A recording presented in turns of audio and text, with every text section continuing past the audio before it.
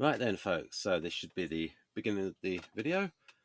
So, I've done a video where I go through all of this TE description, but enough to get the flavor of TE for now is to think about these values of TE.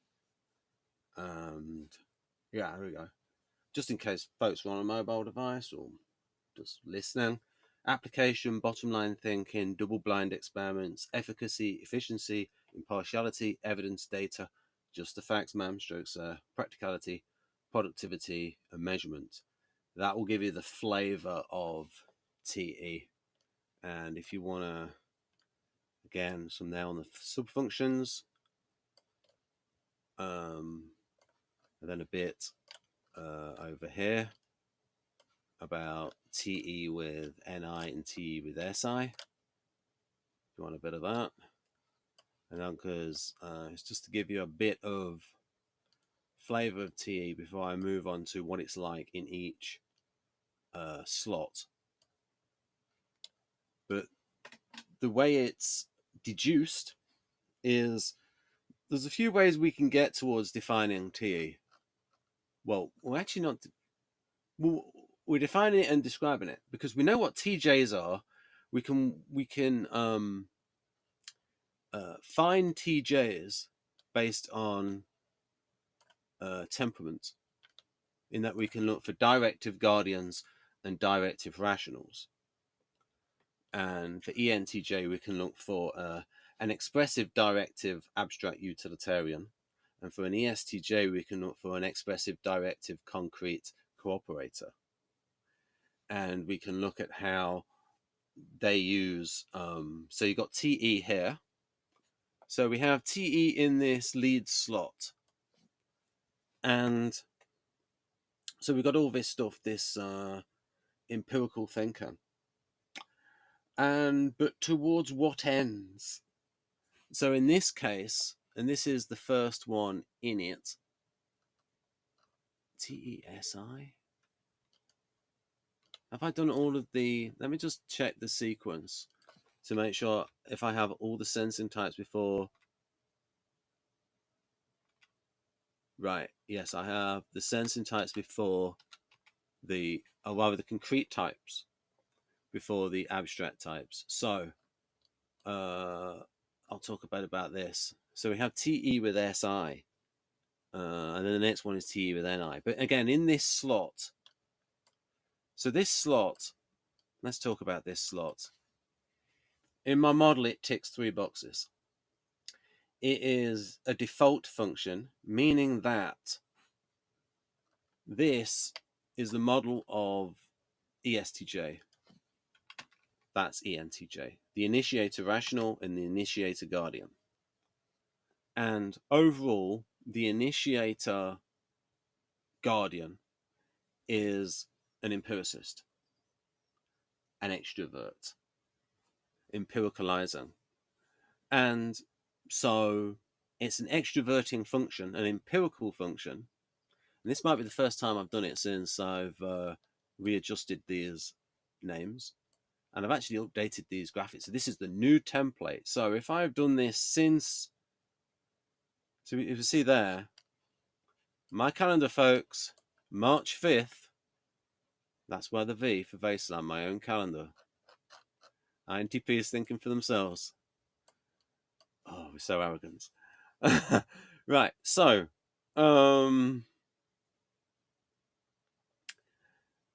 it's ticking that slot of it being, it's an extroverting function within an extrovert. And it's also highly valued. And in fact, here's a nuance for you. So we have valued functions and unvalued functions. Valued functions in green. TE is the most valued.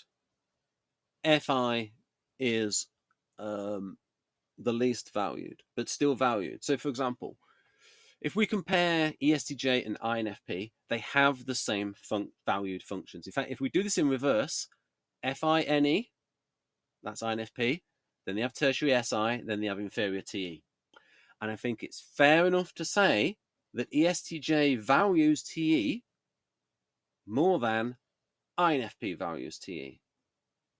And it's fair to say INFP values FI more than ESTJ values FI. But I'll also say here, and I'll get to that later, but for a quick little teaser, the FI is going to serve the needs of the guardian temperament in the ESTJ. Right. So it ticks that box. It's also the most valued function. So it's a default function. So it's an extroverting function within an extrovert. And it is the most valued function. And it is a club function, meaning the initiator guardian is an ST. And TE is one of those ST functions. And in ENTJ, TE is one of the NT functions. So it's one of the wheelhouse functions. So that's that slot. And so when TE is in that slot, it's going to be the best kind of TE that you should see on average. So, for example, now you're going to get some people who, so for example, you might get a super accomplished ENFP or ESFP because of development and because they use TE in his or her job that can use TE better than some TE DOMs. But if we're talking about, if you are comparing, say, if you were like doing a draft and you were doing the top ESTJs and ENTJs, they would use, the top TE DOMs would use TE better than any other type. But you are going to get those outliers out there that you can have, say, some people with TE lower down that are using TE better than the average TE DOM. Yeah. There's a metaphor that I once read in an MBTI book or on a forum that if you think about functions being shared around the psyche, and the idea that some people have a bigger pie. Some people have a bigger pie to divide up. So, anything else to say about that lead slot? Because it's the most valued function, it's gonna set the agenda. It's gonna set the agenda. So and so you get a lot of agenda setting from these first two functions. And in the case of the Guardian, you've got a lot coming from the SI. And so it's probably now time to move over to the auxiliary function, where I can sort of then talk about how these two differ because of this auxiliary function and the values coming from it. So here, let's say something about default. Let's say something here. I'll just put that there, that it is about the default operating mode. Right. So you can see that. And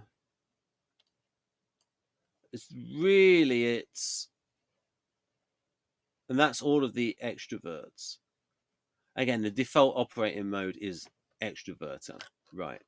So I'll now go on to slot 2. And then this is where the differences, then this is where I'll talk about the differences between the TE DOMs.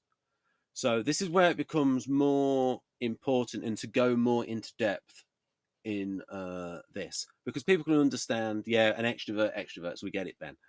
But this is where the nuances come in terms of when does an extrovert introvert?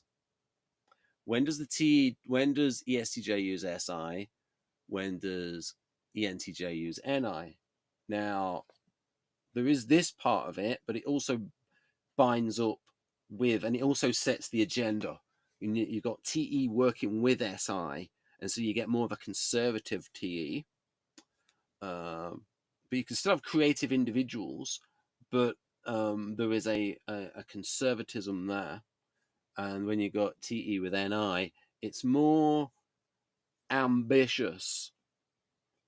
Yeah, with that NI vision, and more ambitious and confident in his or her own vision. You could say Margaret Thatcher was very confident in her vision. ENTJ, research chemist in the 50s, Margaret Thatcher. So, but getting back to this part of situational, I'm going to read through all of this because this is important to understand. Again, slots 2, 4, 7, and 8. Because before I forgot to, I had it as, oh, it's the even slots. Well, no. So, situational operating mode in the extrovert is introverting. So, subjectifying or internalizing. Now, interestingly enough, if we get onto the subjects of influence and plagiarism, we have this book here, Anthony Stevens, Jung, A Very Short Introduction. And he mentions in here, oh, Jung got internospection. Jung got verting from internospection and externospection from Alfred Binet.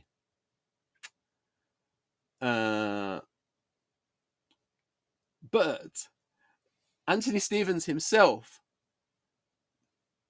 quotes a lot of examples from Marie-Louise von Franz, likely an INTP, student of Jung. He met her when she was 18. Marie-Louise von Franz.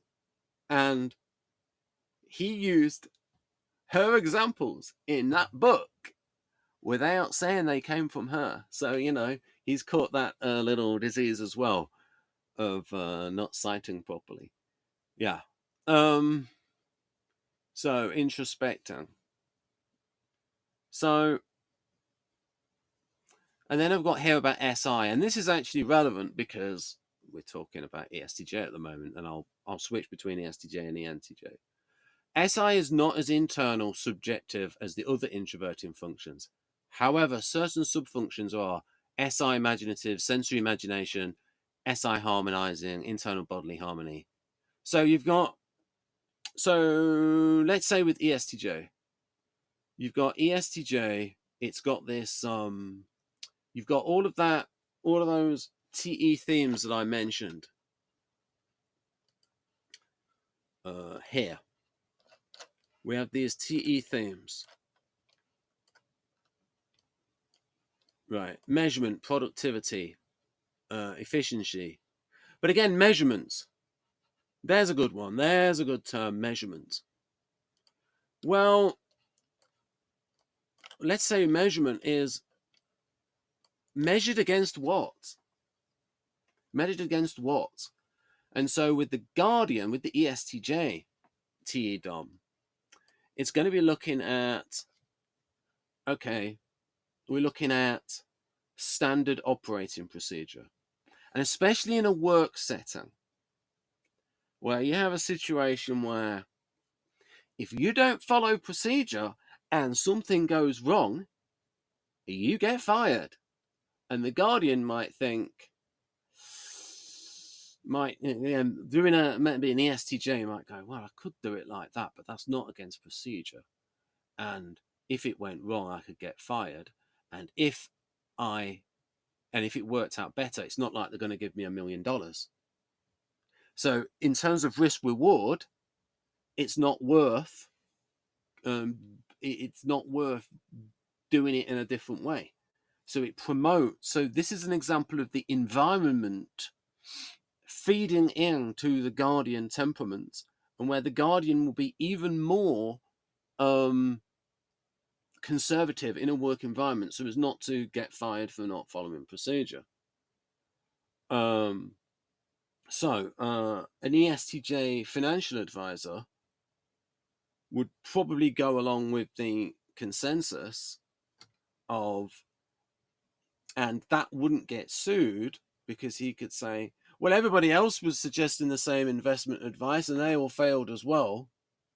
Whereas if you had, say, an ENTJ saying the right thing, oh, I think you should invest in gold stocks and that lot, but then the market went down, and then you could say, hey, you lost me money and you told me to do this, everybody else says do that, and you could be some liability there, even though it's the right thing in the long term.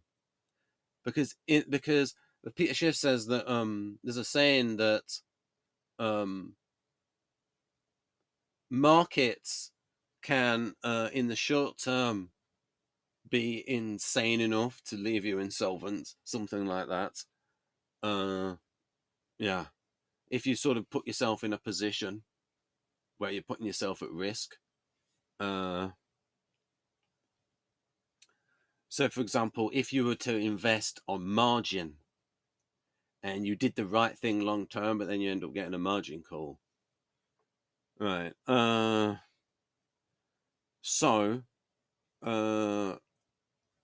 the SI. Let me again. So you've got that feeding in. I forgot where I am now, but I'm just going to read through this and I'll get back to comparing the ENTJ and ESTJ. So I think I can mention Kristen because Kristen's a good example of someone who's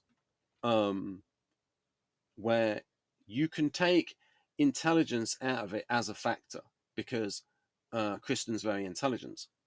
So what we can say is the way she uses TE is what is coming from, because she's about, of those that I know, she's about the most creative ESTJ that I can think of.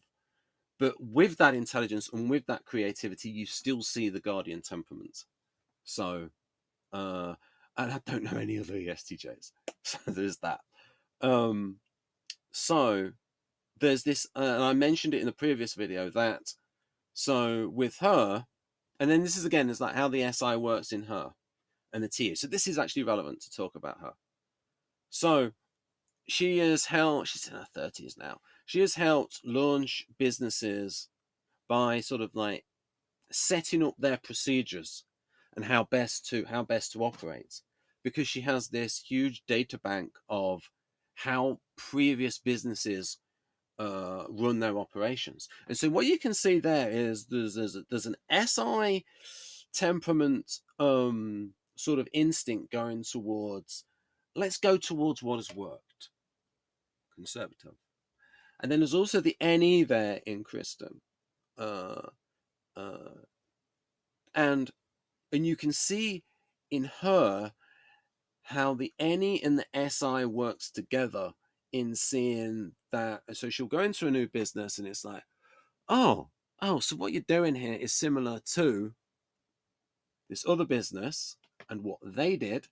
And then she's able, and then it's not just taking the same procedure from that other business, it's their next level TE, next level sort of guardian.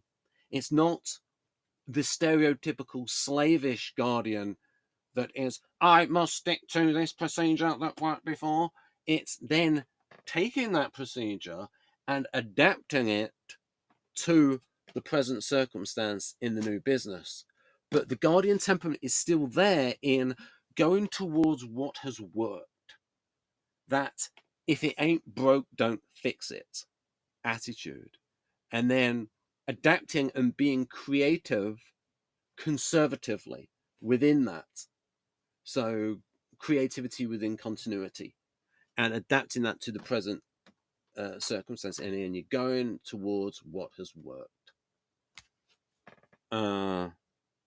Yeah. And again, also in terms of legal liability, if anything ever did went wrong, she could always say, this is what has worked elsewhere. I have done nothing wrong. I'm not saying that's part of her motivation. I'm just saying that that's something that could be said. Whereas, for example, if you had an ENTJ come in, and it's like, well, why don't you try it like this? It's not been done before, but I think you could go ahead of the market or whatever. And then it goes wrong. And then if it all goes wrong and then there's like legal action, it could be, you told us to do this thing, why didn't you know? If you'd have done your due diligence, you'd have seen that that idea that you came up with didn't work in this example and whatever. You see what I mean? So because there's a lot of legal liability in the United States. So yeah, I've just got a pop up on my phone. It was just something about security and EV marks. Good to go. So you have got more ambitious with ENTJ in terms of ambitious in taking calculated risks. Yeah. Right. So now I'm gonna again drill down on this because that's sort of working, giving an example of TE and SI and T and NI working together. And there is a predisposition of ESTJ towards logistical safekeeping and monitoring. So looking at those details and supervising people to make sure that people are following procedure. And there's a natural tendency there. And there's a character of Al Giardella in Homicide: Life on the Street, based on a real person, Jerry Giardario, and the actual guy actually played Jasper in the series Homicide: Life on the Street, the actual police officer. Anyway, so this character of Al Giardella, he is in charge of the detectives and is in a situation where there's a sort of an arson attack on a school, and you've got the paramedics there, and they're seeing to the arsonist who has ended up burning himself, and they're saying, look, we'll see to the girl later. And he says, no, you will see to the girl now. And so these people are not in his charge, but he has taken charge of the situation. He has supervised people who are not technically his inferiors. So you've got his job where he is a supervisor, and he is naturally a supervisor. And when it comes to the other situation with the paramedics, he's gone towards his natural instinct, his natural interactions, and supervised these people outside of his actual job. So this is one of the things where you get in Keirsey, where you have the type, which is the natural tendency, and then the social role. So you've got Al Giardella, who is an initiator guardian. He is naturally predisposed to supervising people because he is expressive. So you got to deal with other people. It's expressive, deal with a lot of people, and directive, expressive and directive. So that's preemptive initiation or in charge in Linda Bowen's interaction style, which is her version of Keirsey's expressive, directive, informing, reserved, all of that. Keirsey didn't use the term interaction style, but I'm using it as a placeholder. Linda Bounds is good at giving a lot of credit to Keirsey. So, getting back on track. Hashtag ADHD ban. So you have the predisposition. ESTJ is predisposed towards supervising people. That's the type. And then when you have the role of supervisor, so you've got the hand and the hand and the glove. The hand fits the glove. Now, in a case of ENTJ, you've got this natural initiation, and then that's done strategically. So if you think of the CEO role, strategic coordination of resources towards a long-term objective. So you can see that correlates to TE with NI, talking about NI, development through time, long-term objective development through time. And so there you've got the ENTJ is naturally set up for the CEO role because the CEO role draws on TE and NI. Again, hand and glove. So a big part of typology is getting people in the right kind of jobs, which is one of the motivations actually of Isabel Myers. And then also when someone does atypical role enactment, they tend to do it in a typical way. So for example, ISTJ artist. Well, the ISTJ artist is going to be very by the book and just paint in a certain way. Now, I can imagine there's an ISTJ film director, and he'd be brought up and he's going, I'm going to direct like Hitchcock and Spielberg. Yeah, because that's classical form. And actually, I would say that's actually good. You do that, ISTJ. That would be good directing. All right. All right. So I'm going to read this through. I am definitely going to read this through. Compared to the personal row in Victor Galenka's Model G, the situational row is less specific. It can include the personal, e.g., the ENTP resembler Wilma Twindley. She'll be on the channel soon, or hopefully by the end of the year in her own show. In my stage play, Wilma Rena, but it's going to be in Wilma and Housemates, is introverted as she prays and reflects in soliloquy, but that's besides the point. And it is while she reflects that she accesses her weakest function, FI. However, the situational includes something the personal does not. The idea that certain situations draw on certain faculties, those are the functions, which are of opposite version to the type, e.g. situations which draw on the subjective functions of the extrovert, such as when the extrovert pauses to ponder, TI, considers how the extrovert considers. They consider, he considers. That should be considers how something might develop or have a moment of inspiration from within NI. Run a present experience against its storehouse of past experiences. It's a genderless type. As a way to interpret it. It's a model. Or pause to search its own feelings, such as judging what move to make in a romantic sphere, or in dilemma where different values are at loggerheads, e.g. selling out versus artistic integrity, as is assessed by the person as what feels right to it personally. Yeah, one of the reasons I used it there was to make it shorter, just 2 letters, to fit it all in, because I'm knackered for space. Because the more words, the smaller I have to make the font to fit it in. It can only go so small when it's a PNG. I can only scroll in so far. This viewer sort of, you can see there it goes blocky for a bit, and then it sort of deblockifies, but it can only do so much. And it helps that this is 1080p.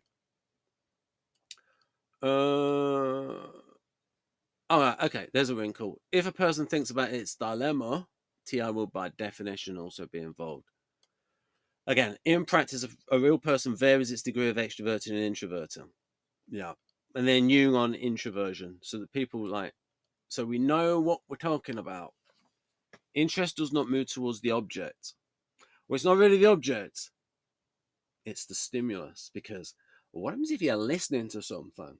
Sound is not an object. Interest does not move towards the stimulus, but recedes towards the subject of the person.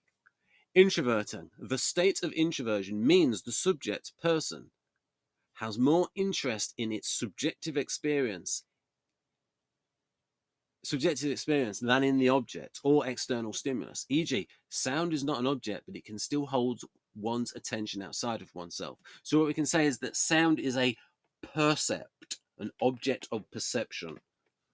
Everyone whose attitude is introverted. Well, that sounds, when he says that attitude is introverted, that means oh, it happened in the past. Oh, my attitude, well, actually, it was in 1966 that my attitude became introverted. No. So everyone whose attitude is introverting thinks, feels, and acts in a way that clearly demonstrates that the subject is the chief factor of motivation, while the object or stimulus, such as sound, at most receives only a secondary value. Telling, because it means actions and feelings in the TI John will often be subjective. Again here, everyone whose attitude is introverted thinks, feels, and acts in a way. So that's consistent with the idea that the introvert, or the extrovert in this case, is good at all of the extroverting functions. A lot of practice. I mean, TDOMs, especially if the Enneagram 3 is fixated, they're doing a lot of networking. and the roles of supervisor and the roles of role of supervisor and the role of CEO, you're going to be dealing with a lot of people. Yeah, right then. And the TE and the FE can work together. There's a lot of FE in business, such as the customer is always right. And then you've got the HR department as well. So it's like, you got to be good to your staff. You got to be careful. All right.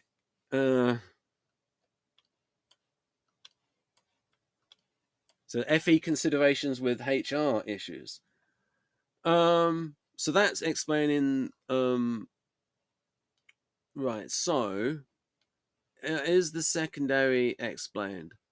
There might be a bit there about the wheelhouse functions and how it correlates to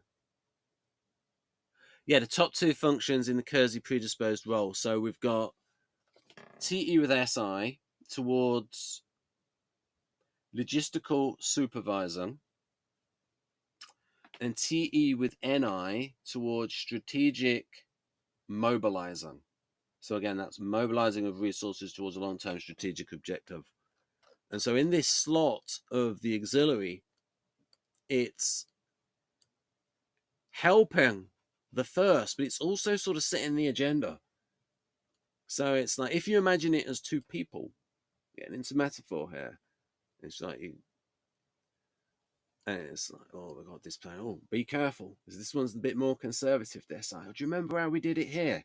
So imagine a conversation. This is, you got TE, got a partnership between Mr. TE and Mrs. T, Ms. TE and Ms. SI. And she's like, well, I think we should do that. And then it's like, oh, remember that? Oh, we don't try this. Remember that procedure that worked? Talk to my friend here, Ms. NE. And she said, remember, hey, that's like that situation. We can try that. So maybe someone should try this. This is a video, but you got to credit me. You can have 8 people personifying a function, and then you can have it as, say, so for example, you could have 8 people, dress them up, put a letter on their front, and it's like, this is almost like the society of mind and the 8 functions talking to each other. And well, what do you think, FI? I'm not quite so sure. It's not a big value for me. This is over to you, TE. So you could do it like that and personify the functions. As you're getting live NE now, live ideas. Disclaimer: not all ideas can be tagged as NE. It's just that a lot of MPs have ideas. Right. So, right, I've done about the wheelhouse and the correlations. Anything there about 1 and 2, about slot 2? Probably, again, predisposed roles. And again, the third function coming in as well. So let's go over to ENTJ. So that's about right, bringing in that third function. That ENTJ sort of bringing in sort of possibilities and seeing sort of gaps in the market, sort of seeing various ideas and choosing between those ideas. But it's clearer in ESTJ because the ESTJ is, and not only that, he uses a lot of assertive TA because it's an initiator. And so if you think of the role of supervisor, and as Keirsey wrote, calling people on the carpet, if you watch Tanks Born in Russia, actually the first tank was made in England, but that's beside the point. But it's called Tanks Born in Russia. You got all these artisans who are not getting onto work, and you got the STJs there, and again they're calling them on the carpet, and they go, "You have got to get to work, you lazy artisans. You shouldn't be." And the way it wrote it on the graphic was, "What are you doing here? Get back to work. You shouldn't be talking to chicks." That's the subtitle they used. Don't blame me. That was the subtitle on the documentary series. And so it wasn't very good propaganda. It just made a lot of the workers there look like artisans. And it's like the guardians of STJs got to make them get to work, which is like, reality. The people making the show are just trying to make the best show. Right, that was about 2013, Tanks Born in Russia. Anyway, so you got, I did a video on STJ Yuri Gatan. Yeah. And he's got quotes in there. I don't believe in liberal management methods. You've got to make people work. You've got to make them fear you. So that is like the assertive SE being used to serve the role of supervisor. They also think drill sergeant. So it's using that assertive SE for that. Not for its own sake, but for the, and so you can see the role drawing on those top three functions. And so that's that bit there in the explanation about each type's predisposed Keirsey role variant, social role, correlates to the first three functions in its model V. E.g., ENTP has ideas, subjective thinking, and practical thinking, three functions which the role of inventor would draw most on. Thus, ENTP has the most potential of the 16 types, JKIPs actually, Jung-Keirsey Individuation Patterns, to excel as an inventor. Second example, role of counselor draws on NI, FE, and FI, the big three of INFJ. Strength of slots 3 and 4 is consistent with Nadia's research referred to in The Magic Diamond. Yes. So it's consistent with empirical data, empirical-ish data, because it's, it's people going through the questionnaires and saying, oh, I relate to this statement and that. But it's empirical, thousands and thousands of answers on the cognitive processes assessment, CPA. Yeah. Again, The Magic Diamond, see it. So that's going towards slot 3. But anyway, I've slightly done this incorrectly because I'm supposed to be talking about TE slot by slot. So I've slightly effed up in that I talked a lot about TE and SI and SE. But I can reframe that as that's okay because I've shown how those two have affected the TE in the first slot. Right, and how the NI affects the TE. So, what we should be talking about now, or rather, I should be talking about, is TE in this second slot. Right. Oh dear. So, when TI is in the second slot here, 37 minutes in, and I've got the form of the video right. But like I said, you've got that first one, and how it's affected by the other, by the secondary function. So we've got the TE in this slot. So ISTJ, more conservative than ESTJ. Also sort of got FE as a problem. It still wants to fit in though. So in general, ISTJ is better people skills than INTJ because INTJ is irrational and they're like 5% of the population. So, and even small, it's probably like 3% for a rational woman. Yeah, maybe 8% of men for rational men. But my point there being that in ISTJ, there's a lot of people who are guardians. And so the ISTJ is going to understand like 50% of people. Yeah, 50% of people are guardians. Whereas the INTJ, that's like 5% of the population. So you imagine what it's like for an INTJ woman to find another NT woman. Unless she's in sort of a STEM field where there would be a higher proportion. But yeah. So the ISTJ, and also ISTJ, so there's more people, there's 50% of guardians, there's 10 times as many guardians as rationals, and because it's a guardian, it wants to fit in. So that said, I'm supposed to be talking about TE in this slot, but I'm talking about the type of ISTJ and how it's using it differently because of the SI. So you've got this conservative SI that is going to restrict the TE to a certain extent of now for most ISTJs, that is a good thing in that the TE is going to be guided towards what has worked and what his worked is in the past, therefore memory is drawn on. That doesn't mean SI is memory, it means SI draws on memory. Because again, it's in the past.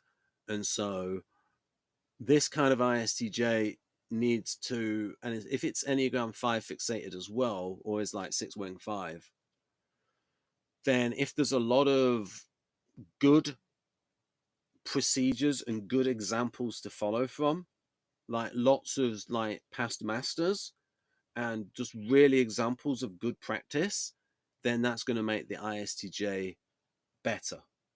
And especially if you're thinking about the average ISTJ that's got a lot of work ethic and can look towards the thinking of others. But I'm thinking that if you have, say, if you then compare, say, someone who is a genius INTJ to a genius ISTJ, I believe the genius INTJ is likely to have more success than the ISTJ, because the ISTJ is not going to be able to see its own genius as much or make as much use of its genius because of its natural conservatism. So there was, I once reading about the people that set up Mensa in England. They were sort of, because they wanted and they were saying that a lot of the members of Mensa were just happy to do the puzzles, and they were not using it to then look on and go towards other intellectual pursuits. And I was thinking that's probably the ISTJs. They're being too unambitious, and they don't know their own potential, and they're happy to stay within their niche. And so it's, now you can get a bit more of that with, say, if the STJ is in finance and might be very like successful and that, but again, it's gonna be more conservative because that problem I mentioned before with like avoiding legal liability. So yeah, so like I said, if you have a genius ISTJ and a genius INTJ, the INTJ is likely to be more successful. But if you're comparing maybe, say, average INTJ to average ISTJ, the average ISTJ might be more successful than the average INTJ, because the average ISTJ is bringing a lot more of the thoughts of other people and drawing on that, and we've got the SI discipline. Whereas, yeah, because it's so it's a thing with it's like where sometimes people are held back and don't reach the full potential because of lack of belief. And I think the INTJ intellectually have more belief than the ISTJ. Yeah. So you could imagine saying, so Elon Musk, so people like we think Musk is INTJ. So imagine an ISTJ of similar intellectual heft as Elon Musk wouldn't have done the verbs that Elon Musk has done had Elon Musk's successes. Probably would have more improved the systems which already existed in a more conservative way.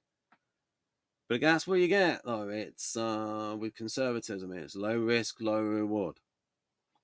But yeah, but as I said before, we're talking there about if you're comparing genius ISTJ to genius INTJ, and a lot of the, so what I'm sort of saying is that the genius INTJs are less likely to produce a work of genius compared to the genius INTJ, who is more likely to produce a work of genius, because you've got part of the rational temperament going towards, oh, I'm going to do this amazing thing. I'll show them. Yeah. So lack of self-belief, and also frequently ISTJs are Enneagram 6 fixated, a lack of self-belief. And I can tell you that lack of self-belief can hold you back. Yeah, and I'll talk more about that in future. Right. Whereas again, with that NI, more of a sort of a positive, more of a vision of more of a intellectual confidence with INTJ. Right.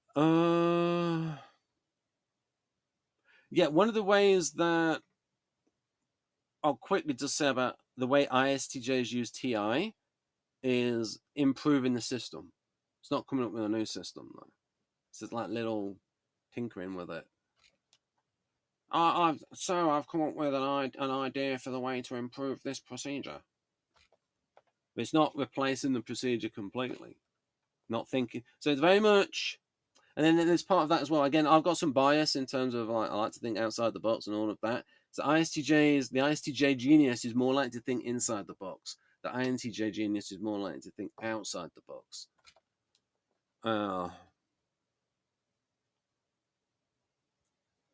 Right.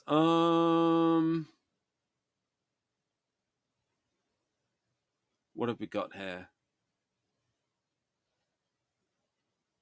And as I was informed recently, because she'll be watching this video, but she told me it in private, but she can maybe say in the comments and reveal herself, is that she told me that it is the ISTJs who are usually the valedictorians in a school setting. Yeah.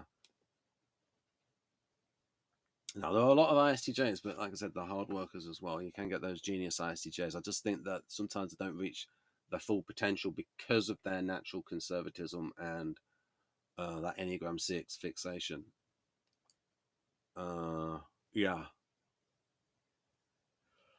Right. So then it's, and I've sort of done, because I mentioned INTJ as well, I've compared those two. So let's do TE in slot 3.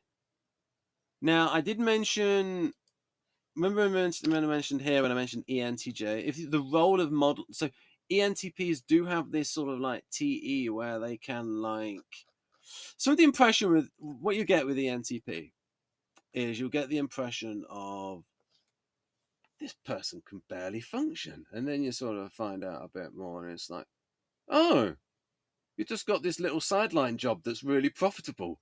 And it's like, oh, you're a debate coach and you're lucrative.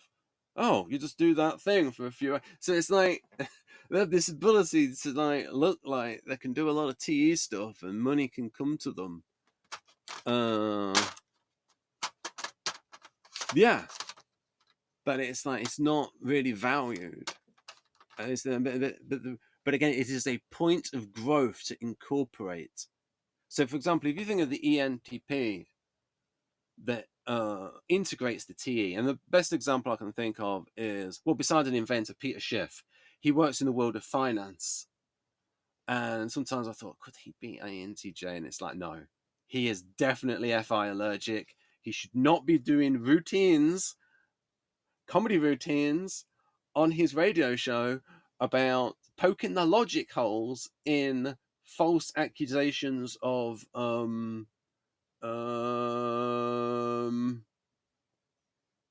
sexual impropriety of people against Supreme Court Justice nominees. And he went through it, and he went through all of, and he was subsequently proved right. But the point is, though, Peter, that from an FI level, think about a woman's response to watching him ridiculing and poking holes in accusations of such accusations. So, which makes him come across as, and it's like, that's where you're getting your FI allergic. It's like, Peter, yeah, you're right. And that's a funny line, but that's not appropriate. And also he talks about, and he's also got very Enneagram 7 kind of stuff. Like, it's like, most people would rather not work. And it's like, most people are looking forward to retirement. I mean, unless you're a director and it's like, you want to keep going. Right then. Right, but most jobs aren't, people don't love most jobs. Most people don't love his or her job. Now, anyway, what have we got here? So, again, that's an example. Now, TE and ESTP. Hang on a minute, that's not right. So, TE and ESTP. Again, you can get these ESTPs that sort of work in finance, and this is more a case of, I would say, more highly developed ESTPs in terms of a work point of view, that they can do a little bit of more. Then maybe they've got the sort of the attitude of, well, the harder I work at work, the more money I have for play. Work hard, played hard, kind of thing, with that kind of ESTP. So someone like Donald Trump. Now you see, the thing is with him, like, is that he was a bit of an unruly teenager. He went to like a military school, and his dad was rich, but he sounds a bit blue collar because like his dad stayed in Queens. But like, and his dad loaned him millions to start up real estate. But at that point, and this is why biography is important, but at that point he knew a lot about the real estate business. And so, and if you listen to Trump when he's 40 years ago, not like a septuagenarian, then you've got just like September should be the 7th month, my calendar. Septuagenarians in the 70s, that he has good TE, but usually this TE is used in a sort of a tactical way because it fits in with the tactical manipulating intellect of the artisan temperament. All insights are available to everyone. It's just that certain temperaments are predisposed towards a certain intellect. Well, how long is this video going to be? I'm less than halfway through. So yeah, you see that with the sort of the more higher achieving ESTPs in the world of business. TE in sport, maybe towards those that practice more, those that sort of like really are professional in attitude in chosen sport. But that's not most ESTPs. Most ESTPs, we're talking about, again, people in business, people in sales. A lot of ESTPs in sales go towards looking at NLP because it helps in selling. And I have a good book for you, folks. A gold book that I really shouldn't tell you about because it's that good. Personality Selling by Valentino. Yeah, gold. Anyway, so the ESTPs love that for trying to get people in a sort of a positive state of mind, and anyway, appealing to someone's values. And so that is TE, in that it is thinking outside of somebody. And it's like, so the TE point of view of an ESTP, it's like, oh, I can use this to get more sales. So it's a practical purpose to learning NLP. And one of the creators of NLP, Bandler, the dodgy one, ESTP, the one that did all the linguistic stuff, that was Grinder, ISTP. Yeah. Right. Well, we'll get on to him when I do TI slot by slot. So I didn't finish. So, for example, so it serves the needs. So TE here serves the needs of the artisan temperament. I'm going to learn NLP to help me, like, sell, not necessarily con. I'm not a criminal ESTP, that help me sell. But the TE approach to learning it, learning all these techniques from NLP. And then when I said ENTP, that it serves that it's TE that's used to serve the rational intellect, or it serves. So, I have an idea for an invention. Practical thinking, the materials that fit, all getting the parts, all of that. Practicalities, all that kind of TE stuff, how much maintenance is needed. All of these practical TE factors are going in towards creating the idea. So ENTP swims in TE and uses it for ends related to NE and TI. ESTP using TE to achieve the goals related to SE and TI. So this correlates to expediency. Right. So, next one, backseat driver. I could talk about that now for ISTP. So, well, ISTP is already pretty concrete. So there's going to be an overlap there with data. And again, what kind of ISTPs are we thinking about? Are we thinking about the stereotypical Keirsey ISTP, which this actually correlates to the decline of the United States from a certain point of view? Lack of engineering. Just saying it. There's not enough engineers in the United States. There are the same number of engineers in Russia as there are in the United States, when Russia has half the population. Not enough people going into engineering. Do you know why? Because they've gone into software development instead. They are software engineers.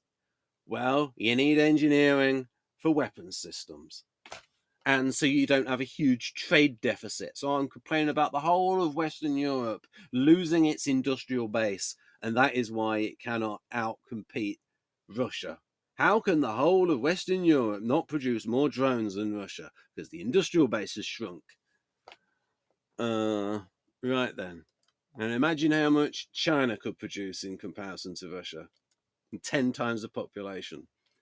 So again, so what I'm saying is here is that a lot of ISTPs now going in towards coding rather than the engineer. Now it's software engineer, not hardware engineer. The mechanic stereotype of ISTP that was in the Keirsey, because like Keirsey was a pretty old guy. It's like he was born in 1921, around there, 1920, 1921. So yeah.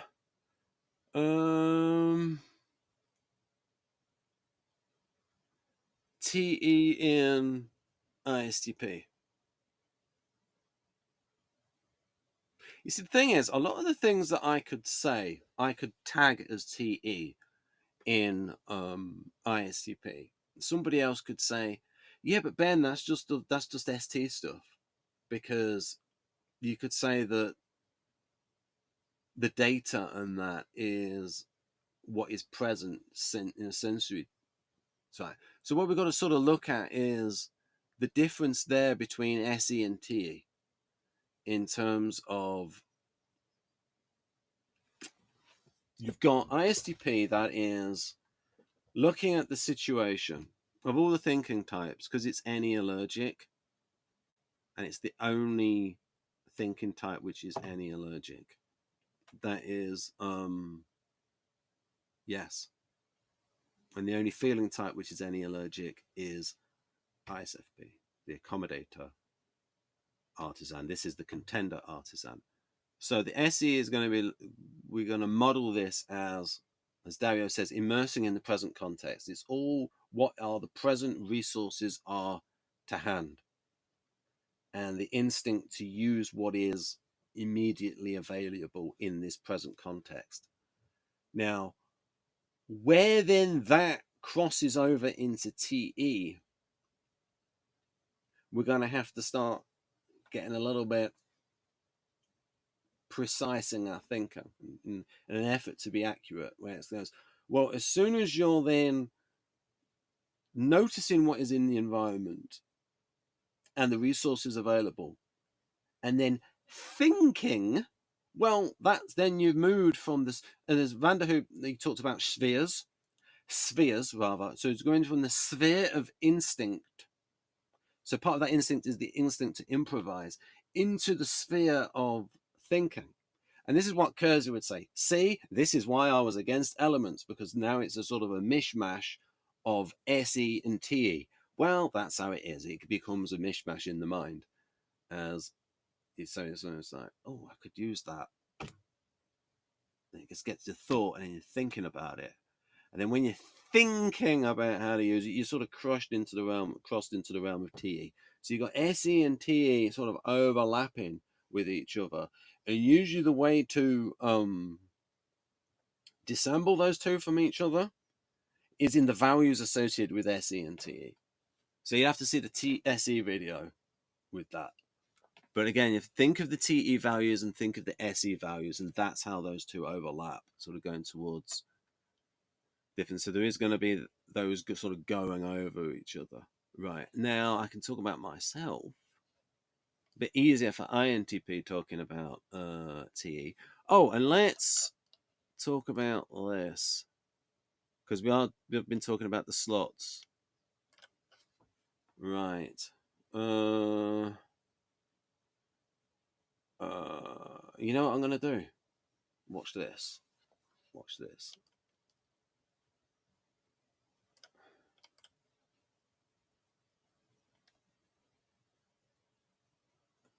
Can I put the other one in front of myself? Where am I? I can't. Well, I'll be back, folks, unless I can crop it.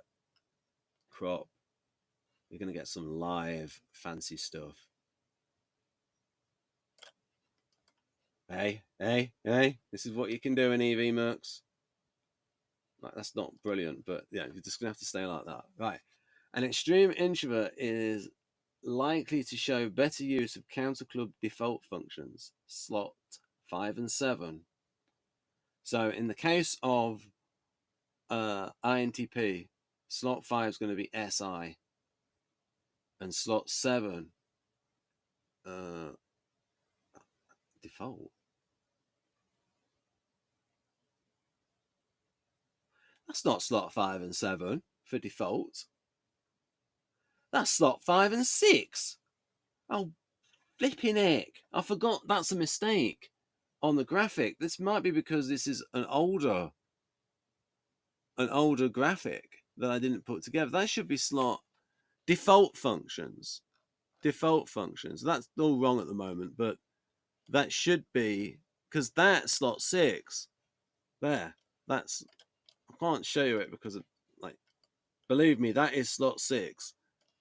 There. So that's a mistake in the graphic. Oh no. I want to change them all now. How much in much E1 fixated am I to go back through all the graphics and change that to slot 5 and slot 6? Right. So, an extreme introvert is likely to show better use of counter club default functions, slots 5 and 6, old Ben, past Ben, than a moderate introvert. Conversely, a moderate introvert is likely to show better use of club situational functions, which for an introvert are extroverted, yes, than an extreme introvert. Re-yellow. Okay, never mind that. Right, this is about slot 4. This oblong red text re-slot 4. So TE in the TI DOM. I have adapted the idea from Dr. Victor Galenka that Model G, that slot 4, slot 8 is high in information but low in energy. Now, I have slight differences from Victor on this, which we'll get into. And this is a point that I suspect people don't understand, or at the very least don't care about, because I think it's insignificant, because at the back of a certain book, it says about Gregory Bateson that his work was simultaneously profound and irrelevant. So INTPs can make irrelevant distinctions, and that might fall into that category rather than the category of people not understanding it. But I'll go on about information and energy again. I frame this as slot 4 being high in potential ability but low in internal motivation. Internal motivation. Internal in bold. NB. External motivation can work wonders. E.g., someone can give you $1,000 of motivation to mow a lawn, but that $1,000 has less relevance to an average person tasked with scoring 150 on an IQ test to get the cash. In that case, it comes down to ability more than motivation. Ability is the ally of willpower, to coin a phrase, rather than adopted. And so this is what I put, adapted rather than adopted, from Victor Galenka. I have adapted it thus, rather than adopted, because my view of this slot is very different from Dr. G when it comes to its efficacy. So that's effectiveness. My key assertion is that the higher information one has about a function-related task, the more understanding and know-how one has. This leads to higher task efficiency, i.e. a low effort to effect ratio.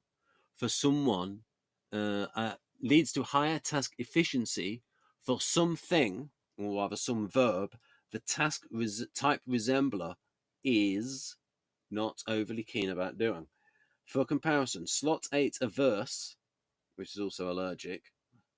Do I even call it a verse now? No, I call it allergic binary and Achilles heel. All these legacy bits and bobs. It has low information, which I correlate to low potential ability, and low internal, which I correlate to low potential ability and low internal motivation. Impertinent dynamic to grasp. Effort required to complete a task versus motivation to spend effort on it. Effort required for the task versus motivation to spend effort on it. E.g., compare these tasks. Task A is easier but very boring versus task B, which is much harder but not as boring. So again, if you think about the mowing of the lawn, much easier but boring. But listen to a podcast while you're doing it. But not as boring. So it's not as boring as B. NB, certain types are more self-disciplined than others, e.g. ESTJ, more willing to do unvalued TI tasks than ESFP to do unvalued SI tasks. So there are always other factors. So now it's a case of, oh, Ben, your screen's all wrong. What are you going to do? Well, I'm gonna go like this, and I'm gonna click the right setting, which is crop, and I'm gonna move that back up there, and then I'm gonna go, oh no, that thing's gonna be in the way, so I gotta do it to about there, and then I need to move myself down a bit, make myself level. There we go. This is what you can do in EVMerks. Right then. Other people will probably move on to this into the typology community after I got them into StreamYard.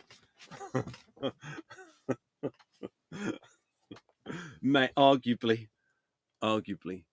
Ben, there was not much of a choice for people, so they went to StreamYard. Right. It's not because of you. It's only because I told Jack I want to do this debate in StreamYard so I can see your reaction. I don't want to use Zoom. Right.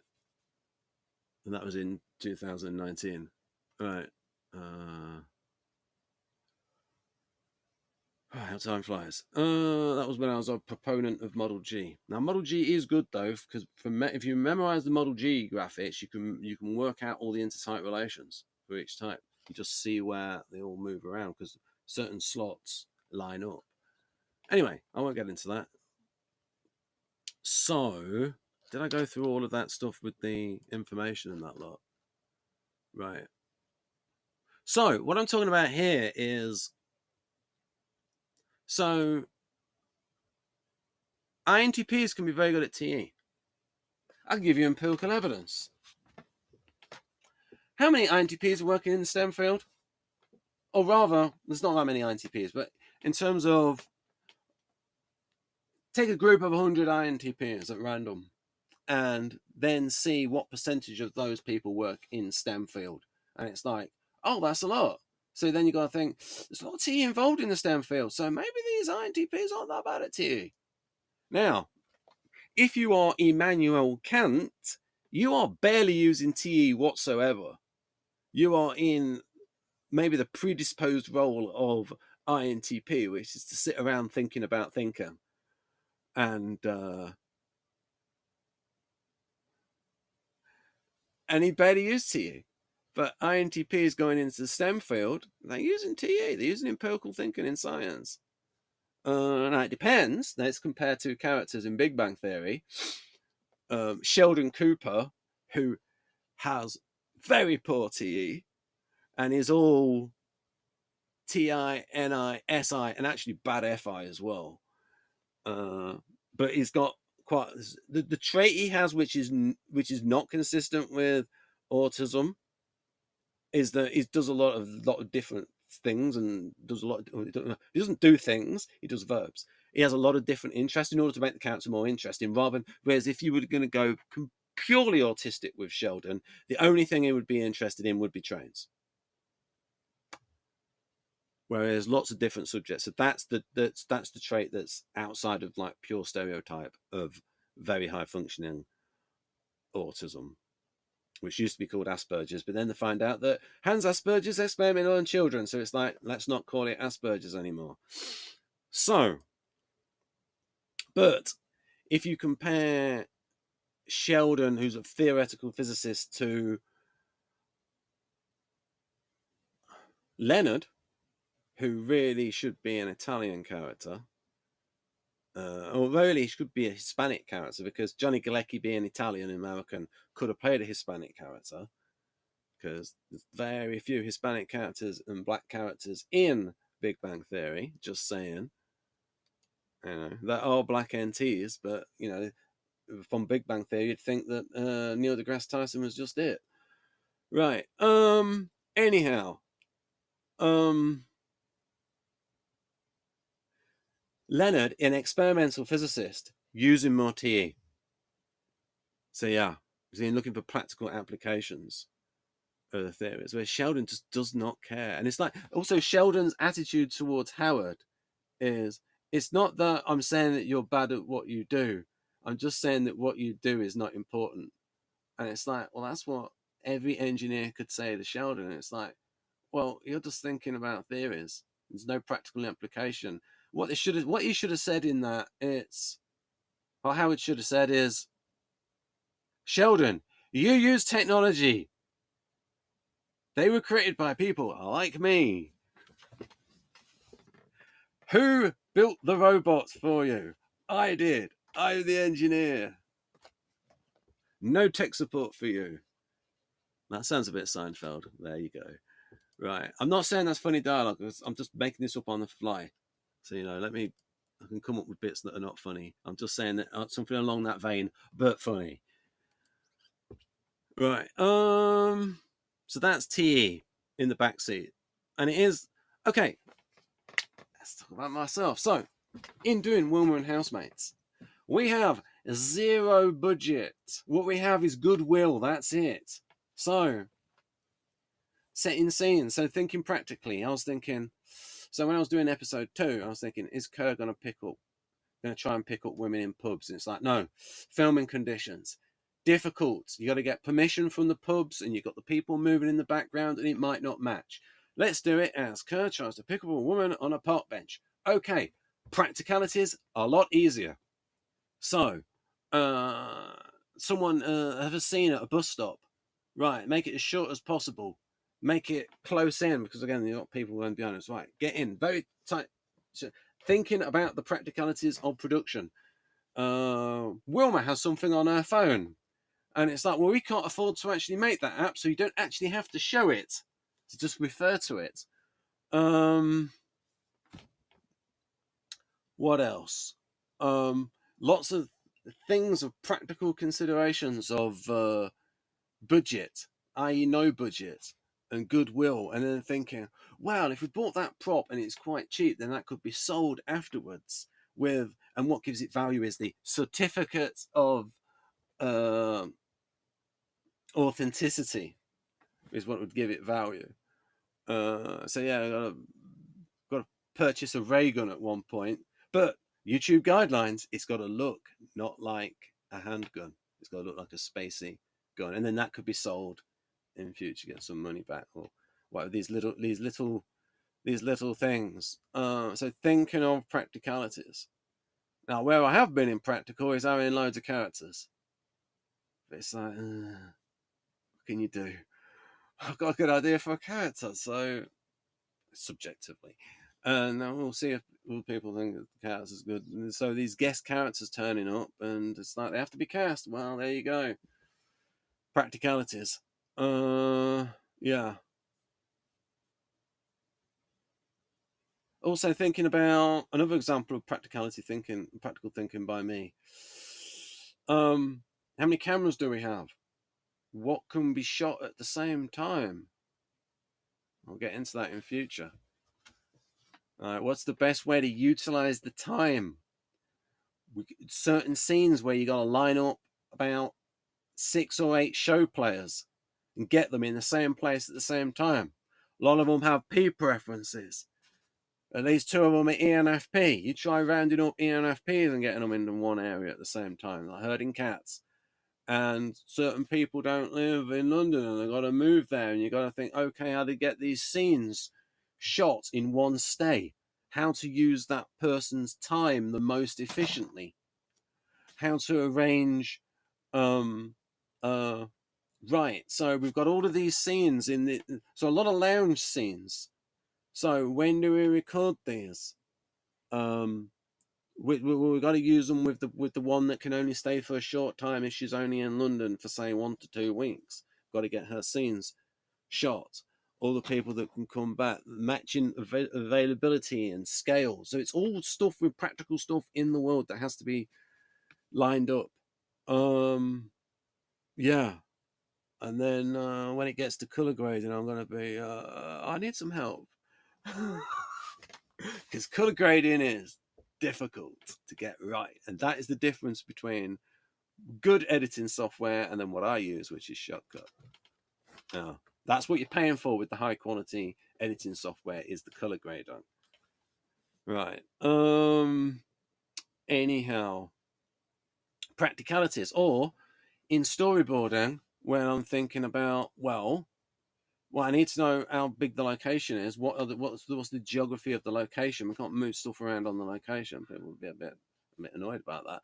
So it's like, okay, need the location, need that locked in, need to discuss with the show players how we plan to block their movements in that location, and then based on that, how to shoot it within those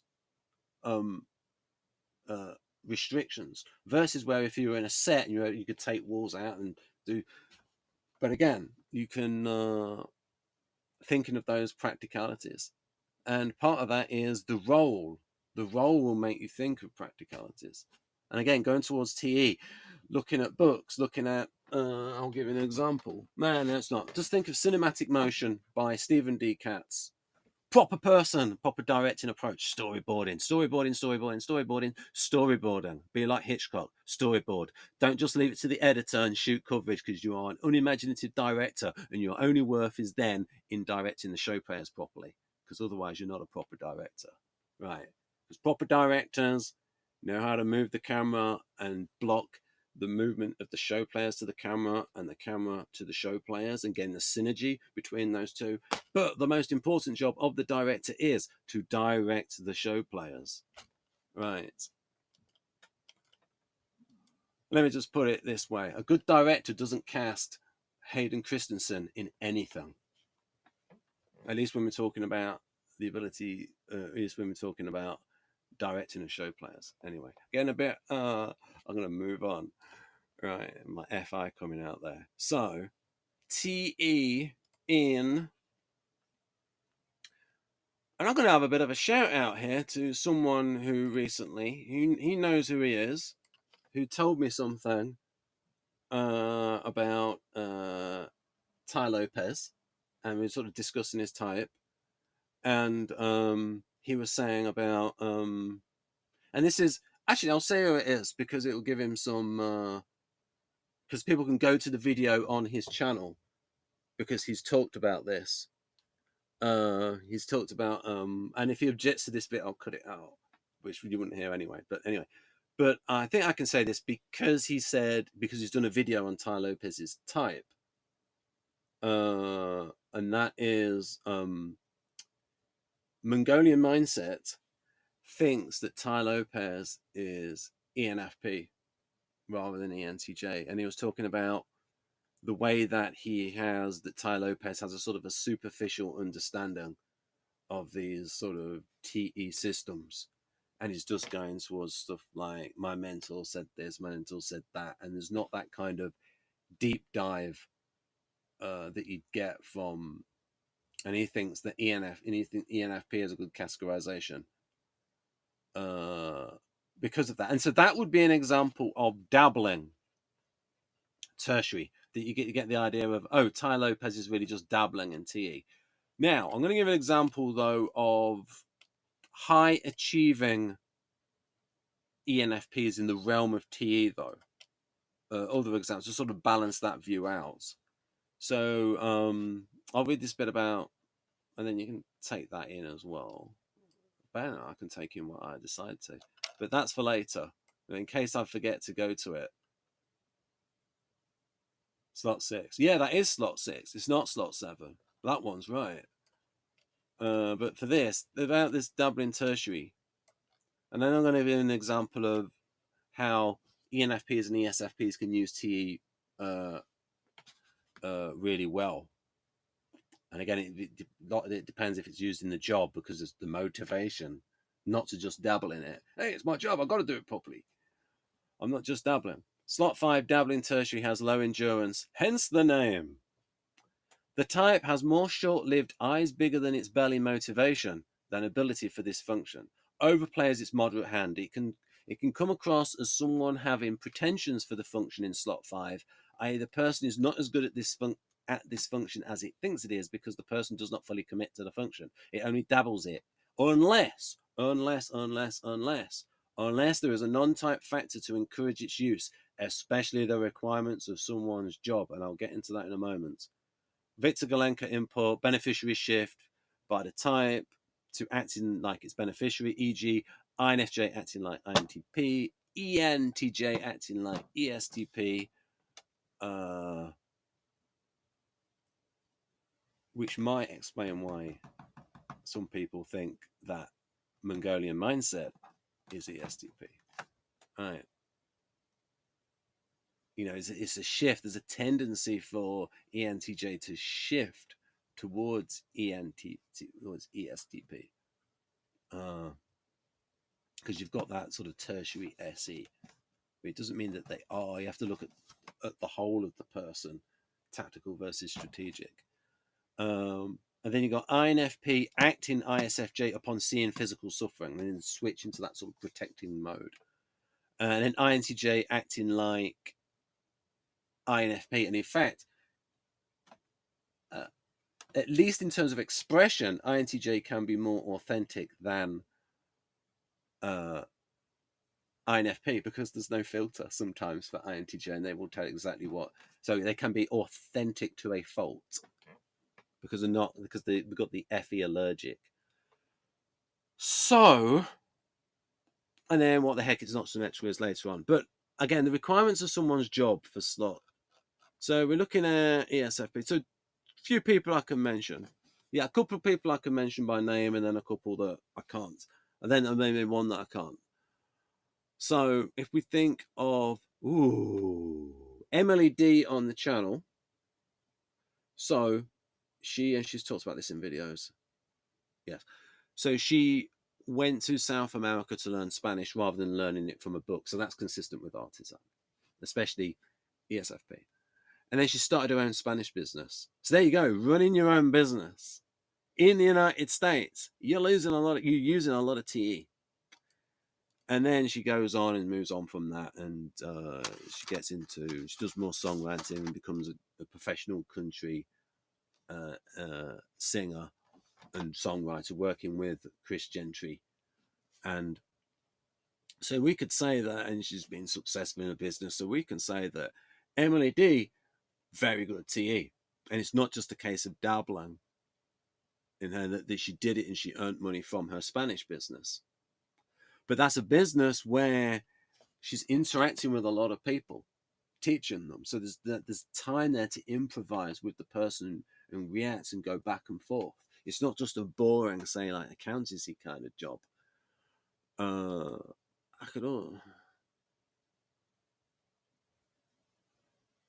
Jeff has talked about him working in an office and how he has become, because like just through time and experience, being able to do his job like quite well. Not putting words in his mouth, but he's able to get it done because of the experience he has. And that's the sort of the requirements of his job that is more sort of stereotypical for, say, an ISTJ. But within that job, he's sometimes, when he's on the phone with people who are going towards his artisan predisposition towards the performer role. ENFP, where we have Carol Linden, and so idealist, and so her business is effectivewithpeople.com, and so she's there, but she's helping people, and she's got a business around it. So it's almost like using TE for NFNs, and NFN being diplomatic enabling, so helping people, being a catalyst of people, catalyst of change, helping. So there's that interpersonal aspect there towards her business. And also she talked about how her mother is ISTJ, and she initially, before she got into that business, she ended up working in writing technical manuals for a computer company. So you think, oh, that's very sort of atypical role in that for an ENFP. But she had that strong learning of TE from her ISTJ mother. And so we could say that Carol Linden, very good at TE. But the average ENFP, unless the ENFP is in, and most times TE is going to be because someone's job is going to make someone better at TE, at least the TE related to that job. But again, in those two examples where we have Emily D and Carol Linden both running their own business, so that's TE points there. TE points.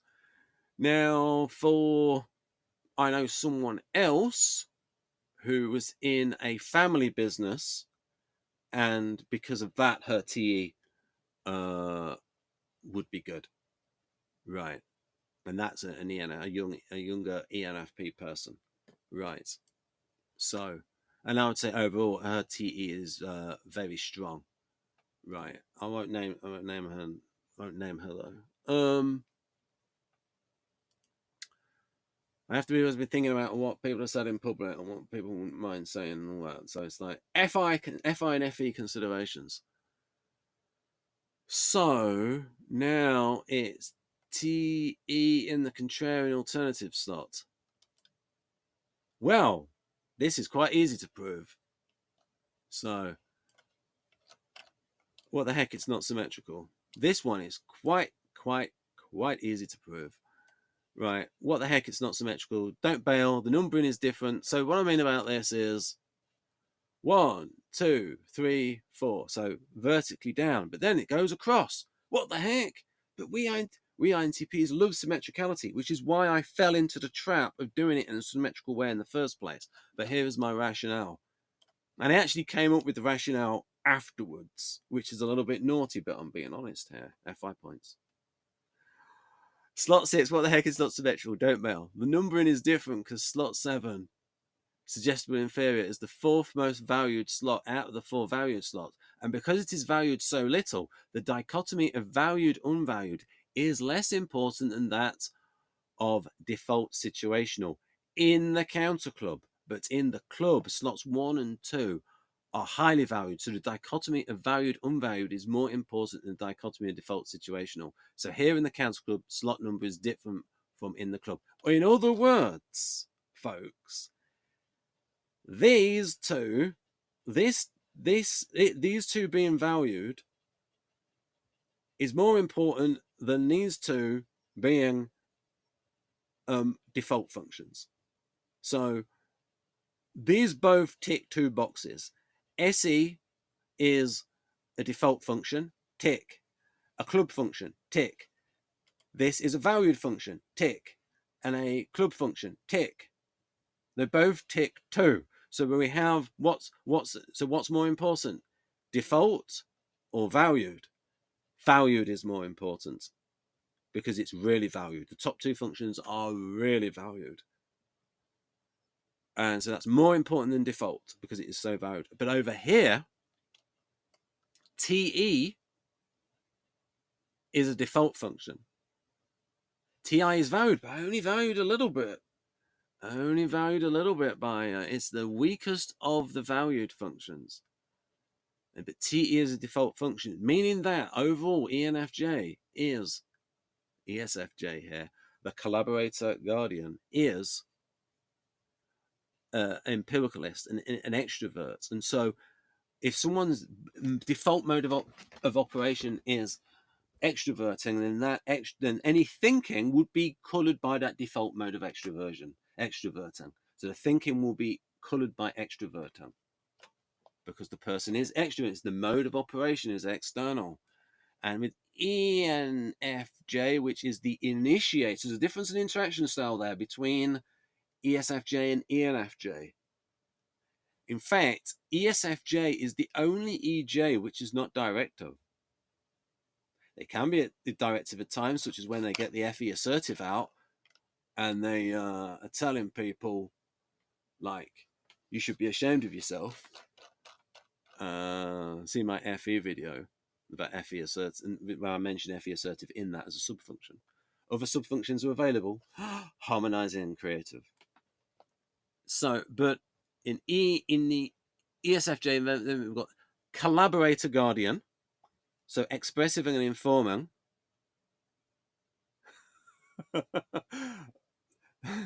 My recording ends in 30 minutes. Right, I've got a hard limit here. Then I have, and this is the initiator idealist. So why would that be? Well, thinking in terms of functions, it's got this NI direction. And it's, so you can see it's more directive. All the NJs are directive and all the SFs are informal. So ENFJ is more confident in what is right for people. And so he's going to be toward more directive. So you think of that teacher role or the unhealthy ENFJ, the cult leader role. So the more directive, and then the right directive role of being the teacher, the mentor, the expressive mentor, the teacher role, the educator. But we're talking about T here, Ben, Mr. Random. So, but my point here is that contrarian alternative. Okay, so FE dominant work setting. FE is a very self-effacing function.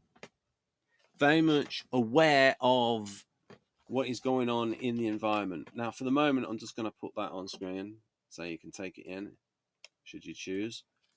And I'm going to get it a bit more.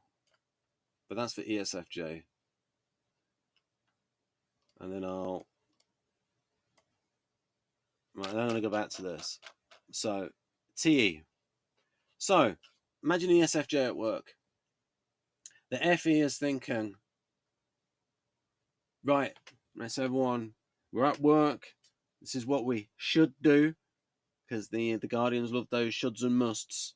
They're susceptible to the shoulds and musts. Right, we're at work. So, what is work? The work atmosphere is TE. So, for FE reasons, it's like, I'm at work, it's now TE mode. So, it's doing TE for FE reasons. I'm at work, we need to get this done. Like, so again, it's doing TE for FE reasons. So, yeah, and it's getting that balance of, so think of the FE Dom working in HR, where you've got the interpersonal considerations and you've got the business considerations of, and it's going, hey, like, the way you got to be, the way the way you're interacting with this person is like not good, and look how this person's work has suffered because of, and all this sort of stuff, where you can see the interaction of FE and T. And also you can say in a business setting that there's a phrase, the customer is always right. So any business involving customer, part of that TE is FE consideration of reputation, word of mouth. If someone's a local plumber and does a bad job, and he or she is like, the word of mouth goes around, oh, don't use that person, that person's a cowboy, stroke girl. So for that reputation, very important. And I remember doing a thing with the other ESFJ. I did a video on my channel about, there was an ESFJ. It was about putting fences, and the guy said, "But I think we should do it because it's what's best for the customer." And so this time I was thinking, it's this guy ESFJ, and he's thinking that what is best for the customer, and then that indirectly benefits him because of that FE Kerung of then thinking that, oh, indirectly it's like, oh, you want to go to that guy, he's got a really good after sales service and all of that. So, and then there was a bit in Young Sheldon recently where he talked about in season 7 where Mandy's dad, McAllister, talked about that he had a customer come back and the tire was out of guarantee, but he let him replace the tire because he wanted to retain the customer and have that customer for the rest of his life. Well, whilst he's in business, but you know what I mean. So, and it's like that awareness of considerations of taking that short-term hit for that long-term gain, but that's coming about as a sort of a side effect of FE considerations where, oh, I need to maintain my reputation and good relations with my customers. So, and the FE people can go towards TE. And again, in a work setting, they will go towards TE because they're at work and it's what they're supposed to do. That's the FE atmosphere. So, for example, if you've got an FE Dom in a situation where you've got a lot of TE TJs in a work setting, it's like, this is what everybody else wants. And I'm going to fit in, and my FE will fit in and adapt. It will be the harmonizing kind of FE. Right, there's a little bit of an error in the formatting there. That bit shouldn't be there. It looks like a 1 that should have been, or maybe the top of a 4 that should have been taken out. But there you go.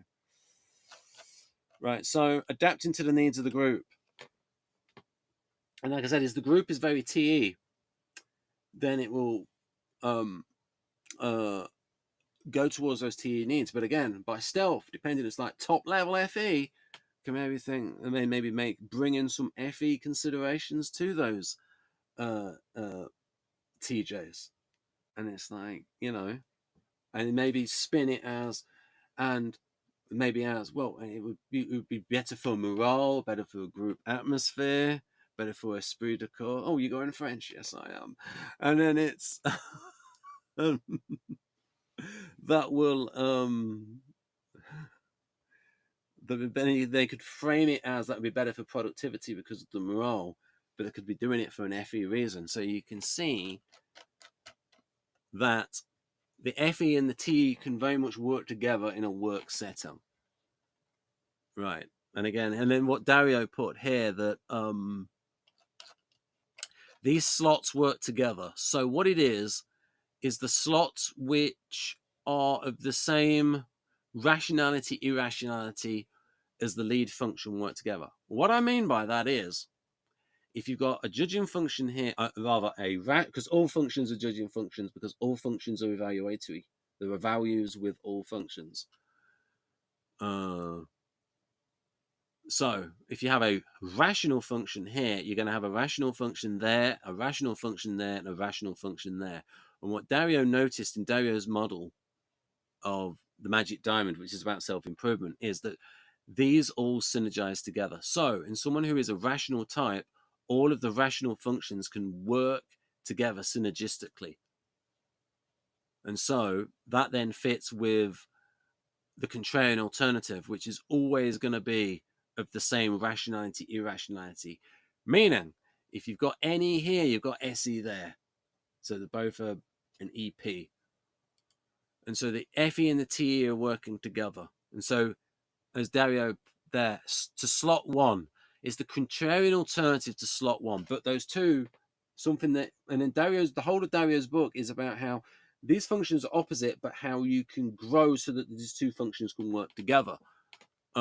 So synergize with the dominant.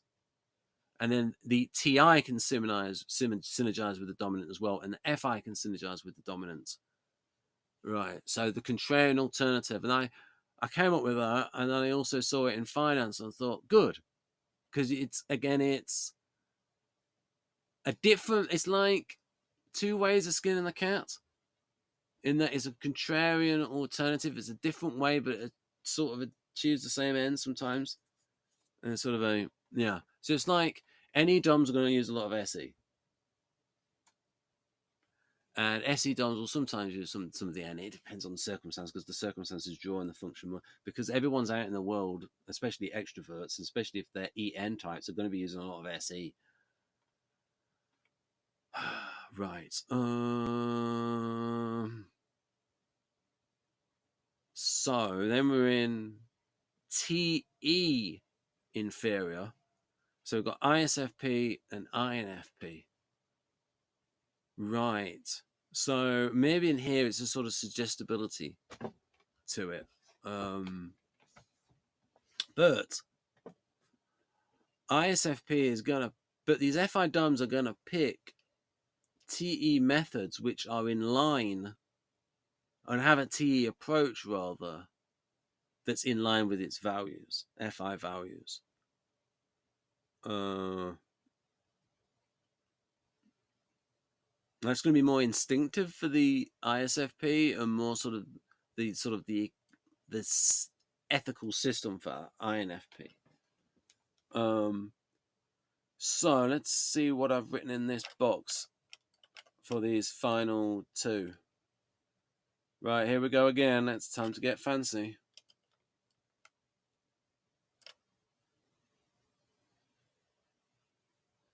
Hang on a minute.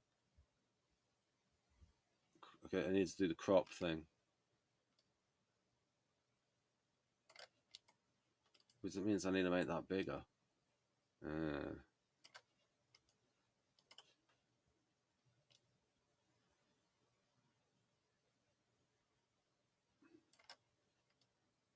But the thing that's better than this is when people use OBS. That's too technical for me. But I didn't have a good computer at the time and my mic was noisy, but I'm going to stick with this. Right. So Dr. Dario Nardi's cognitive process assessment found at keys2cognition.com showed the inferior function was almost always in the bottom half of scores, meaning that it should be in the counter club. Functions in slots 7 and 8 are opposite invertness from the default row and are part of the counter club function. So the weakness of slots 7 and 8 is far from revelatory. Right. Think of suggestible inferior SE, empirical sensory instincting, tells in women NI dom resemblance. They tend to be attracted towards manly men.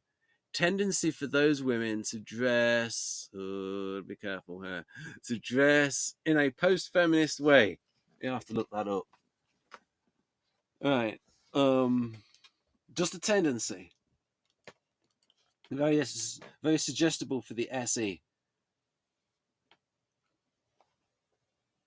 So just put those two ideas together. Attracted towards manly men and dressed in a post-feminist way, and you can deduce.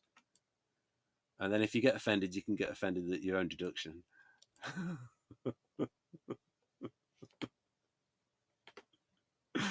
Right. See Blake 7 episode, The Harvest of Kairos, for INTJ. Well, maybe she's ENTJ. ENTJ, ESFP, Serverland, Jarvik duality. Below is about, yeah, I'll probably categorize rather Serverland as ENTJ now. Below, am I going to have that on screen? No, that's better. They tend to be attracted to Jarvik duality. Below is about INTP Vanderhoop integrating inferior FE into himself. In Conscious Orientation 1939, Vanderhoop, Johannes Hermanus Vanderhoop, wrote a polarity, counterclubbing model V, can be integrated into the personality, e.g., INTP Vanderhoop's own type, but where there is greater freedom in thought, we get a morality, and then I got a asterisk there, for FE, because page 289, conventional moral evaluations. And that's, yeah, FE. We get a morality founded on principles and reason. So you got that integration, as Dario was talking about, that synergy between all of the rational functions in a rational type and irrational functions in an irrational type. And by rationality, irrationality, I'm talking about the dominant function, not the JP.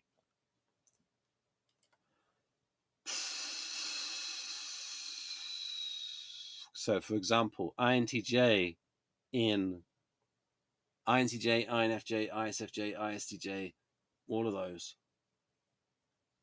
are irrational types based on the first function. What the JP is measuring is how someone interacts in the world. So, we get a morality founded on principles and reason. So we have FE integrated with TI, capable of giving fresh insight into the life of feeling. The effective polarity in me gives rise to an interest in feeling in its relation to instincts, need, sensation. I've added that. But I lay more emphasis on the feeling life as a sphere to itself and on the significance of morality. Now, I think Van der Hoop was, and then you might ask, Ben, why are you looking at the ceiling? Oh, that's my business. Van der Hoop was maybe Enneagram 5-2-1 win 6. And he may have been religious as well. Yeah, because of what he did later on in that sort of those chapters towards the end when he sort of brought in religion. So yeah, it's maybe a bit like Immanuel Kant. So, and on the significance of morality. And on the significance of morality, yeah. So he's thinking about sort of religion-based for him. And then slot 8. Oh, I might as well do this now so that I don't forget. No, do it at the right time, Ben. I need to remember that. Post-it note. So TE in I sort of said enough about that. And then you've got the hot 4. Right, so suggestible for it, depending on development. So the dual seeking function has been a term used in Socionica. So yeah, for that term, the hot 4, the B side of the person, right? The empirical thinking. So there can be a tendency in the FI DOMs to, and I thank Jonathan for this insight, to look for evidence that will sort of like almost as a tendency towards it, not as it might have the self-discipline to go beyond it, of sort of confirmation bias and looking sort of cherry picking facts that are consistent with the FI because the FI is more valued. Now I'm going to do some fancy stuff. Right, so undo the crop, resize, resize it that way. And what about this? What am I going to do? I'm going to do a little bit of resize and bring that down to there. Is that right? Oh, that's gone a little bit weird. Wait a minute, let's see where the crop is. Yeah, that's not right. There we go.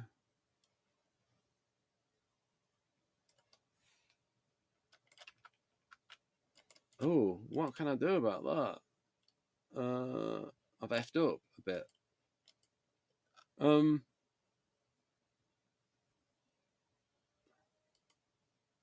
Resize it. But that's the resize. And now I've got to uncrop it. Reset. Yeah, reset. Blimey. So technical problems. Right, is that? Yeah. Right, there we go. Oh, that's going to go over that a bit. I don't want it that EV Mux free version logo. There we go. Right. So yeah, as I say, and attracted towards the TE, that sort of practical thinking in line with the FI values. Yeah. So it's almost what is important. Or here's a way of thinking about it. I found this in Dario's book, 8 Keys to Self-Leadership, and it's a quote attributed to Einstein, and that is, and this is talking about something about TE working with FI. We could say,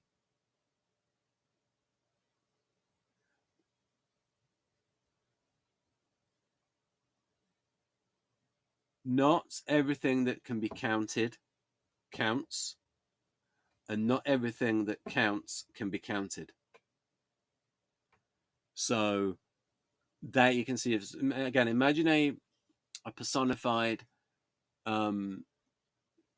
sort of interaction between a personified FI and a personified TE function. And the FI function can say to TE, yes, but does that matter what you are counting, what you are measuring? And TE can say, yes, but I can only measure what I can measure. Yes, but this thing is important. And it might say, yes, but I can't count that. And then if I could say, but that thing that you're counting there, that metric, that's not important. So, for example, there might be some people who try to type in terms of VI, visual identification, but it's not. It's like sometimes with facial expressions and that lot, but it's like it might be something that is observable, but it's not relevant, or it is wrong to attribute it to a certain function.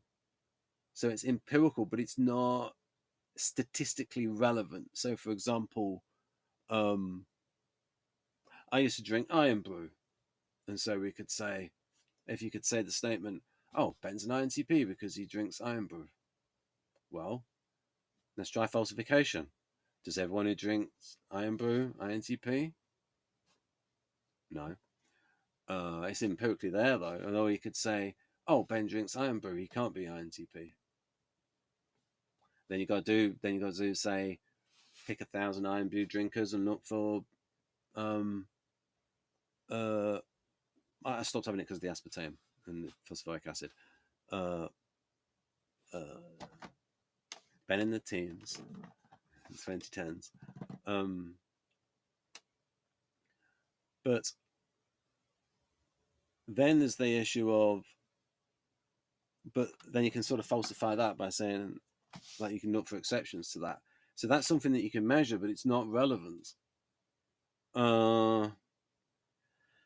Yeah, and an effort to be empirical. So you can say that relation between FI and TE, it's like, this is the important criterion that we can work towards, and how do we achieve this goal? And so, because otherwise it's like Peter Schiff would say in with economic metrics, it's like, yes, but they're not measuring the right data. The data is out there, and he knows which data to look at because it's informed by his Austrian economic philosophy, and I believe it is the right philosophy. You're looking at the right data, and then you got people looking at the wrong data. Both of them are being empirical, but they're looking at the right data. Now, there's different ways of getting towards judging internally what is the right data to go towards, and you can do that in a TI way and an FI way. But in terms of principles, so you can see that in terms of the FI and the TE working together. So the FI DOM person is going to be like, okay, this is important to me, and how do I do this in order to achieve this goal? In other words, from a narrative point of view, and Robert McKee went from talking about the super objective to then talking about the goal and the super intention. So the goal is the concrete object to achieve the super intention. In other words, the external motivation versus the internal motivation in this example. So, for example, someone might have a super intention to find love and companionship, and then the person thinks, oh, that particular person is then the goal, the concrete object to then achieve what that person wants. And if you want a redemption story, you could have a story where that person is actually bad for the person, and the person is trying to get that person to get that love and companionship, but that person might be dodgy and end up being corrupt, and then the person might towards the end realize this person's a baddie and is corrupting me and is making me lose too much of myself. In order to placate this person, I will then reject this person in order to be more true to myself. There you go. And there's like an FI story where it starts out the person wants the person for the love, and it's not be like FI dominance E9, wants the companionship, wants the romance, but the person has to compromise too much to get that from that person. And it's the person realizes, well, you're cramping my style away. You've made me get rid of my friends. You've caused the problems, and you're controlling me. And so, like I said, but that goal ended up being the wrong goal for the super intention of getting the love and companionship. So there you go. There's a difference between the goal and the super intention. So a little bit of extra theory for you, inspired by Robert McKee and learning about Enneagram 9. Okay, I'm towards the end. I better go on about the allergic. How much time do I have? Right, I have 4 minutes left, according to, which means now I'm definitely talking about functioning slot 8. Right, so, and you know what also it means? I'm going to do my thing again. Right, so what do I do about this? Do I resize it? Yeah, I'm going to resize it and then disappear. I might come down just like the heck of the crop. The heck of it. Just for the heck of it. There we go. And I'll probably move myself up again. Right. So we know where we are anyway. We're talking about this slot here. It's going to be NE. No, we're not looking at NE. We're looking at TE in that slot. There we go. So you know where you are anyway. So you can, because we're talking about this part in the model. Oh, that's worked out quite well. So we'll just keep it like that for now. So we're talking about TE in this part of the model. And this is going to be for, well, this is going to be ISFJ. And then that's going to be INTJ. No, INFJ.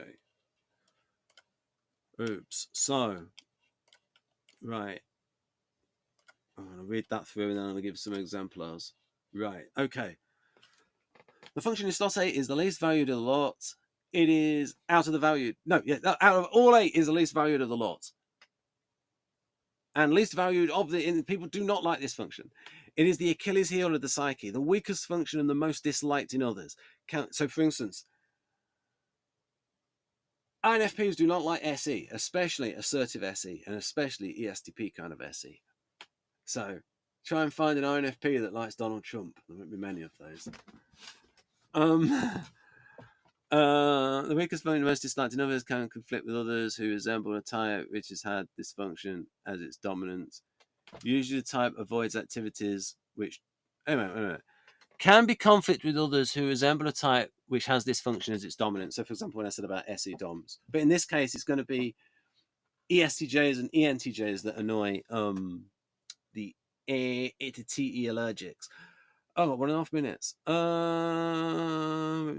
Usually the type avoids activities which draw on slot 8, but in some cases it can be binary, as in all or nothing, lacks appropriate degree.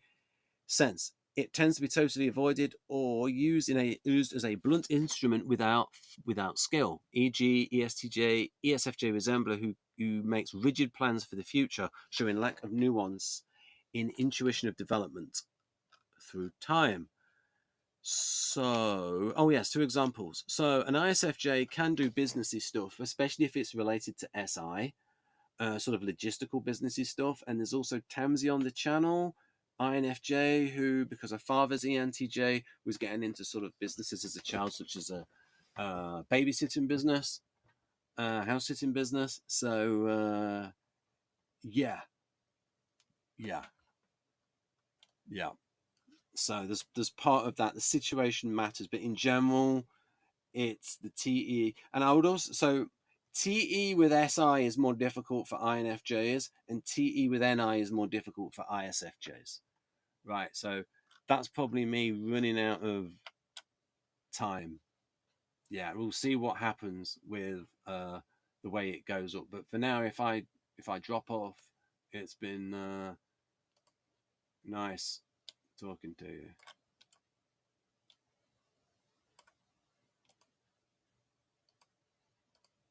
Oh, do I get an extension? We shall see. But you see, that's all gone wrong again. What I have to do is, let's see if I can reset. That's it, reset. Now we know. Now we know. You should have learned last time, Ben. Pay attention. I'm doing a video. So that's it. That is it. That is T in every slot. Eventually. So that's the end. My next video should be TI plus planes and TI slot by slot at the start of May. Right then. So this is the end.